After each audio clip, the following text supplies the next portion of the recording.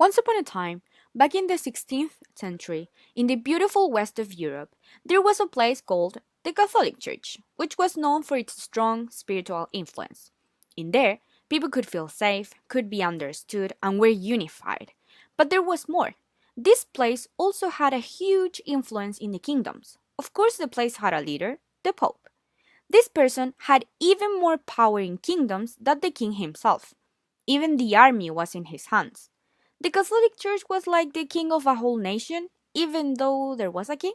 So, this is how our story begins. The powerful church had not even a single enemy who could face it, even though there were many of them waiting to do anything against them. Nepotism and corruption surrounded the church and its members now. Instead of listening to you and love you and respect you and all the good things that can exist in this world, they started to see people as targets to gain money.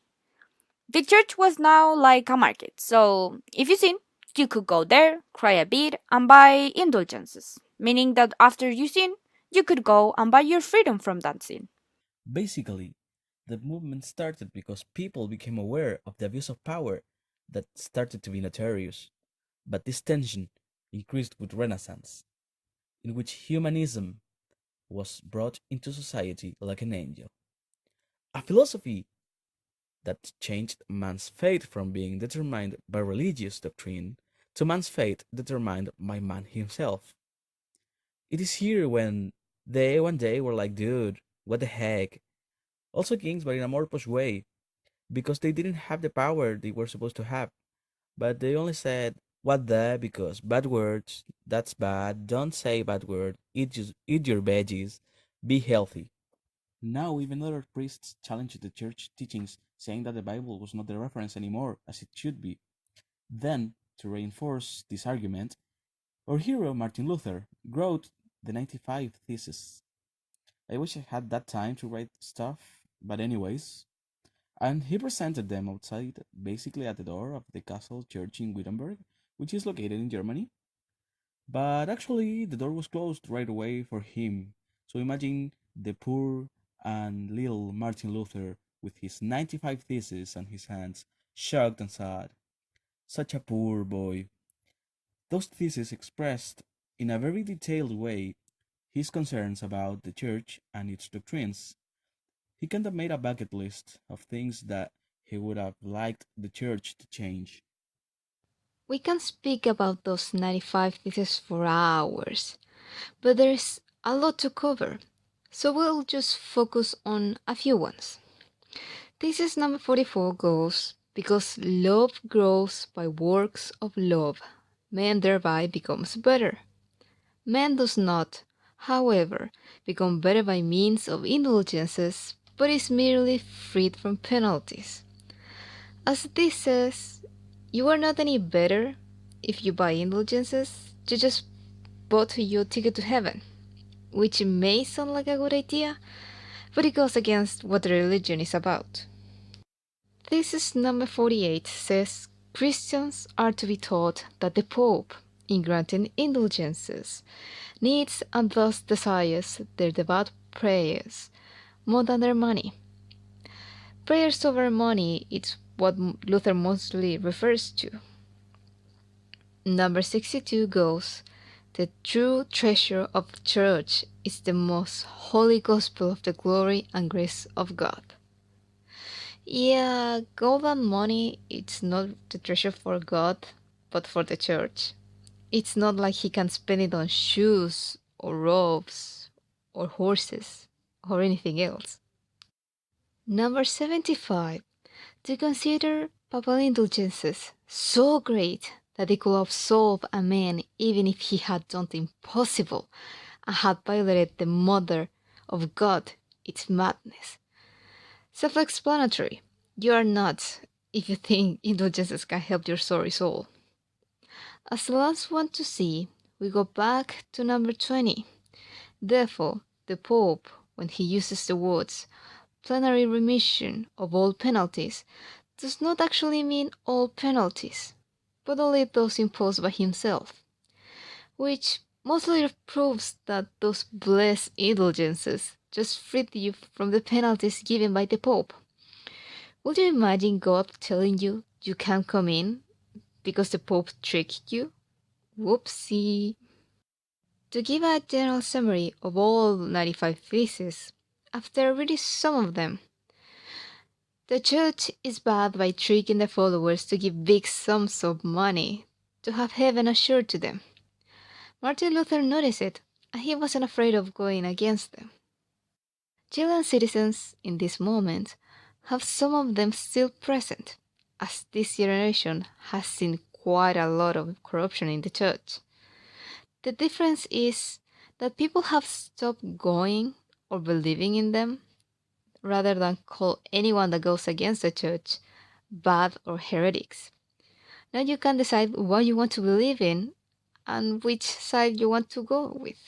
Yay! Protestantism spread in Europe because most of the kings were not happy with the idea that the Pope or a cardinal had more power in the kingdom than themselves. These kings saw their chance with this religious revolution, so they started translating the 95 Theses and the Bible into vernacular tongue. One of the most popular examples can be found in England, when the king, Henry VIII, wanted to annul his marriage with Catherine of Aragon from Spain so he could remarry, but the Pope refused his petition. Such a bad guy. Anyways, it was at this moment that the king decided that the only authority in the English church would only be the king and no one else. So this rejected request created a new version of this reform, and its name was the Anglican Church. But then more versions came in Europe, such as Calvinist or Presbyterian. This was in order to fit the different context of the countries or kingdoms in which it arrived, and it finally came to America in the 16th and 17th century, which time in which immigrants brought Protestantism, and it spread from north to south and from east to west. Now that we have known a bit more how this movement spread all around the world, it is really important to know what happened in Chile too. Did we have Protestantism back in the 16th century? Do we have it now? How can we identify this movement in today's society? Is the Catholic Church in Chile powerful enough nowadays? Those are many questions that we can think of once we know all about the Protestant Reformation. Because it's interesting how a powerful institution loses almost everything, even respect. Chile is one of the countries in Latin America with the biggest Protestant population. Now we rock. And yes, there was a part of this movement that came to Chile to stay. In 1840s, the government of Chile supports the immigration of settlers from Germany to the southern lake region. So Protestantism arrived very quietly while observing everything. It was like the new student that arrived that morning to the classroom. Awkward, but exciting enough. As we said, in the 40s, people from Germany migrated to Chile very shy.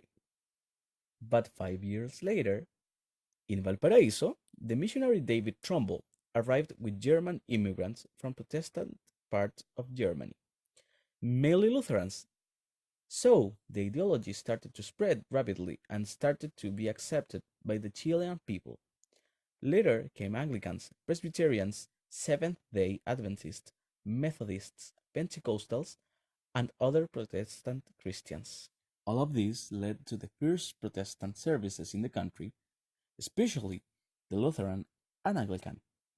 These practices were simply accepted by the government, but in 1865, a new policy explaining the religious article of the Constitution that affirmed Catholicism as the country's official faith, allowing private practice by denominations that were not Catholic. Protestantism was present in different forms, as churches basically. Actually, in Chile, there was a bit of conflict between the state and the clergy. In the 20th century, as the government tried to control church administration, too bad for them. The two were, however, separated in 1925 by a constitutional reform. By then, about the 19% of the population claimed to be Catholic.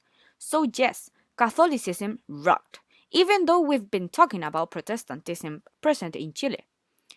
But just wait, I insist, they are the newbies here, so everyone's still looking at their new classmate. So, hold on.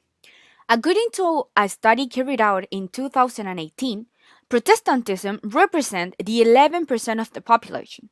About the 90% of the Protestants in Chile are Pentecostal. The rest belong to Anglican, Lutheran, Baptist, Presbyterian, Episcopalian, Wesleyan, Evangelican, and many other denominations. So voila, there you have. The new classmate finally walked through the class with chicken shaky legs and met new people that accepted him, her, or as you wish. Hold on for a bit.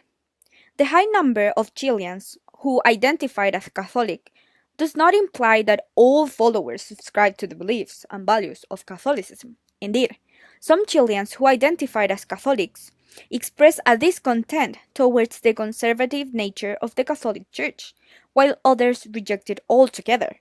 Even more nowadays, with all these scandals in which Catholic Church has participated in the most. Topics like divorce, abortion, harassment, kids being abused, and many more strong and delicate topics are making people see the church as an unsafe space anymore. These topics may be the reason why Protestantism is steadily increasing every day. But at the same time, these topics may be the reason why people are not believing in churches anymore.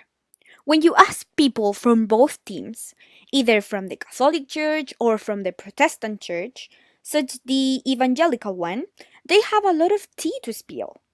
We asked some of their opinions regarding what they think about their rivals. I'm not saying that they hate each other. We need a bit of drama in this, so let it away. On the one hand, we have someone from the evangelical church, to be more specific, a member of it, who claims that the Catholic Church is super cold. She said that God's will wasn't transmitted in a touching way. They stick to a protocol and they follow it as if they were robots. She also said that evangelical church is more open, in a way that there's more union among the members. It's a more happy place, a more warm place, in which you can go and express yourself. She highlighted that the pastor explains God's words instead of reading them, which wasn't her experience in the Catholic Church. Actually, kids, teenagers, adults, and old people have the same opportunity to participate in escuelas dominicales, a place in which they teach you even more about God's words, about the Bible. In there, you can also go and talk about your problems, participate in fun activities, learn about values, and be part of a community. Maybe this is what Luther was trying to find when he decided to say bye bye to the Catholic Church. Or maybe not. On the other hand, the person from the Catholic Church expressed that she did not have any ideas of what Protestantism was. So she looked for information, and her answer was that Reformation brought rivalry between the churches. That's totally new. On one side, Catholic Church says that salvation is possible with good deeds. There's no need to give it all to God. While on the other side, evangelical churches say that salvation is not only about good deeds, it is also about faith and God's mercy. Also, Catholics don't consider that much the Bible. However, in evangelical churches, they encourage people to read it because there are all the answers to the questions we all may have. And you, what do you think about Catholic Church nowadays? Do you think they have the same power as before? And what about the rest of the people? Do you think they still believe in them? Or maybe not. What do you think?